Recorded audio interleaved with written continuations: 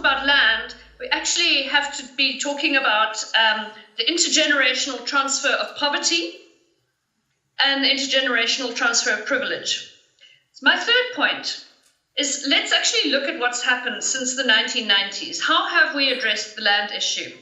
So I think it's correct to say, as Thembeka did, that the ANC started out in the 1990s saying, we're going to do a land reform program. We're going to transfer 30% of land in the first 5 years, and then we'll keep going from there.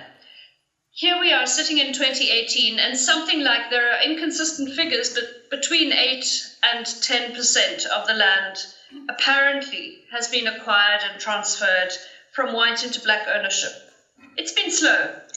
And what's more, the budget for land reform has never exceeded 1% of the national budget. It's clearly been undervalued as an area of government programming.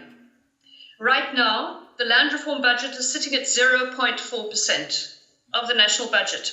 Last week, I was in Parliament and heard the Minister's budget speech. She indicated that 98,000 hectares of land will be redistributed this year, to great applause. But when you look at the numbers, what that means is 0.1% of the land is to be redistributed this year. It means that we are slowing down again, as we have since 2007, which was the high point of land reform. The budget and the pace of redistribution has been slowing down consistently since 2007. The fourth point, I would say, is that our best diagnosis of the problem and set of recommendations of what should be done is contained in the high-level panel report prepared by former President Motlanthe and released last November. And although it's a very long document, you only have to look at about 30 pages that deals with the land issue. And what he says confirms Thembeka's analysis, which is that the problem has not been the Constitution or the property clause. The problem with the failure of land reform has been that there's been no political leadership. There has been no clear policy direction. It's been underfunded. There's been policy flux going off in different directions, redirecting money away from acquiring land towards pet projects.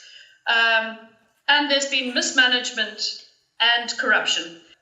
Some years ago, actually, Jeremy Cronin made a point, which is that we have some very powerful state institutions, like at the time it was SARS and Treasury, and then we have sort of Cinderella departments, like rural development and land reform, where failure is tolerated.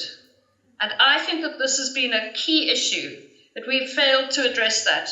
I think it's quite possible that in the next year or so, we're going to be in a new situation where the state says, actually, no. If we're going to address the land issue, we are going to have to revitalize our institutions and perhaps redesign the process. Because we're going to have to get over the standoff between one department that acquires and redistributes land and another department that is meant to provide farming support. So perhaps we need to rethink how our institutions are configured. My fifth and final point is around the property clause and the current debate that we have about expropriation of land without compensation. The first point I would make there is that I think that the ANC and the EFF actually mean different things by this. So when they voted together in February in Parliament to appoint a constitutional review committee to look into changing the constitution, I think that the EFF meant by that, they meant by expropriation of land without compensation, that there should be a blanket rule. There should be nationalization of land and state custodianship. The state should hold the land across the board. My understanding of the discourse of the ANC is that the ANC says there can be private ownership of land, but on a case-by-case basis, where appropriate, the state will expropriate. And in some cases, it will pay compensation, and in some cases, it will not. And in some cases, it will pay partial compensation, and we will defer to the courts. So those are two entirely different conceptions of what we're talking about. we should be thinking about informal settlements around the cities. Secondly, we should be thinking about inner city buildings that are abandoned, where there are absentee landowners who are not actually maintaining those properties. Thirdly, we should be thinking about farm dwellers and labor tenants who are already using the land, and they just want to get ownership of the land that they already use and occupy. And in those cases, the owners don't have effective access and use to that land. Why should they be compensated?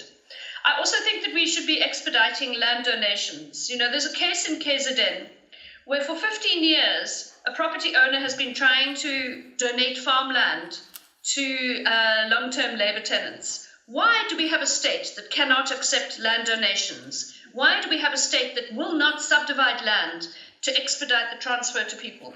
So my view is that there is a lot of opportunity here.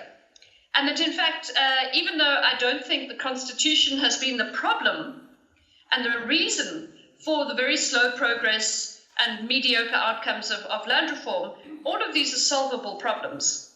And what we need is clear policy and political leadership. And the fact that this issue has come up as a question of the Constitution has given it impetus. And it's now center stage and potentially could be the defining factor in the Ramaphosa presidency.